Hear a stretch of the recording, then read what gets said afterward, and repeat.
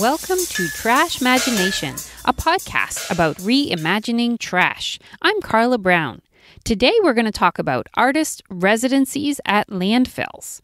An artist residency is a program where an artist works at a location for weeks or months. Often they are paid a stipend and given studio space. Usually at the end of the residency, the artist displays the work that they created. Some residencies involve education programs or tours where the artist welcomes the public to visit while they work. Most artist residencies are in quiet, bucolic places in nature, like national parks. But today, I'm going to talk about residencies that could not be farther away from a national park.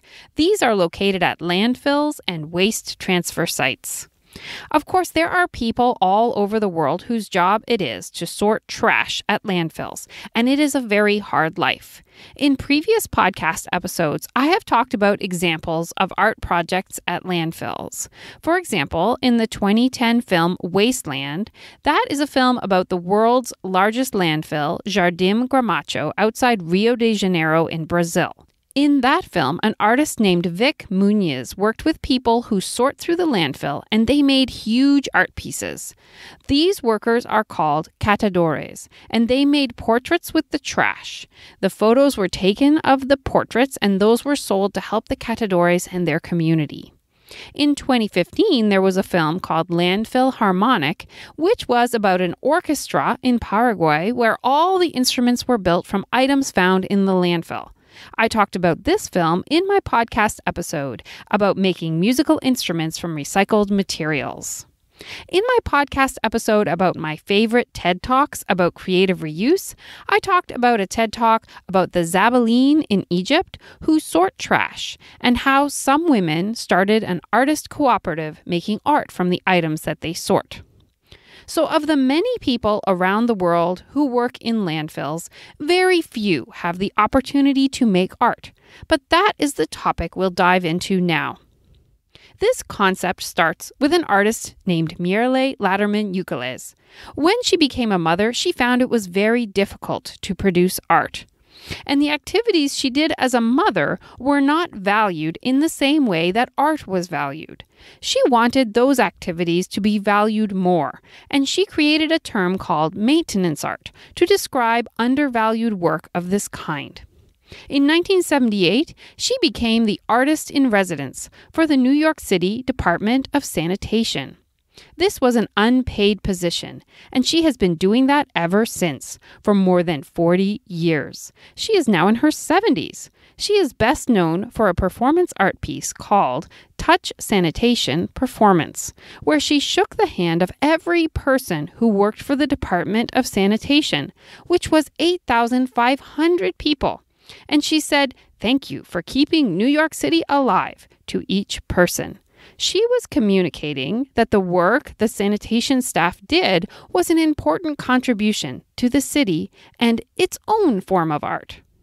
In 2015, the city of New York created a program called PAIR, or Public Artists in Residence, which was inspired by her work.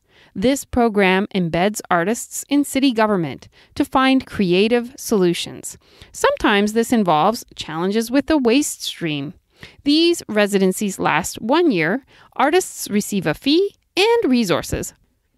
Around the same time that Mirele Ladderman-Ukeles was starting to work with the Department of Sanitation in New York City, an artist named Jo Hansen in San Francisco became a community activist. She encouraged people to clean up litter and make public art.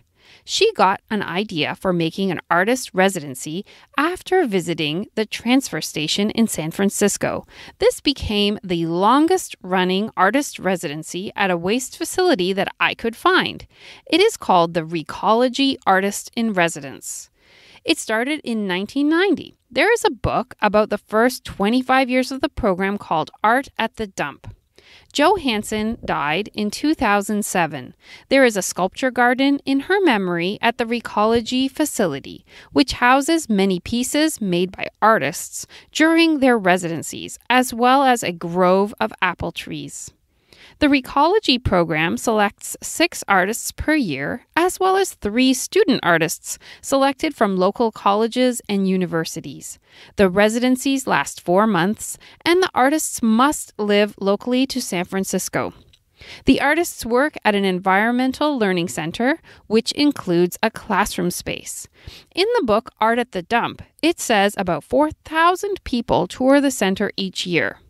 At the end of the residencies, the artists' work is exhibited for 3 days. There are now many ongoing related programs. There is a Gardener in Residence program, which manages a garden on site, which grows food for the artists and the community. There is a kiln where artists take broken bus shelter glass and make bowls and platters to be donated to fundraisers for schools and nonprofits. Sometimes the artists work with community members to make parade floats or other community art projects. Given this is the longest running program of its kind, it has great information about how working in a landfill can impact an artist. Many artists report an initial euphoria of accessing all that material, followed by a feeling of overwhelm. I would love to learn more about the emotional side of these residencies and how artists process these feelings. Recology is now also in Portland, Oregon. In August, I was visiting Portland, where I saw an exhibition by artists who had just completed their residency. The program is called GLEAN, and it featured 5 artists who had worked for 5 months. They were paid a $2,000 stipend. They had a month-long show in downtown Portland where they received an 80% commission from the sale of their art at the exhibition. They were not given studio space during this residency. They were required to make at least 8 pieces of work, and 1 piece would be owned by the residency program at the end.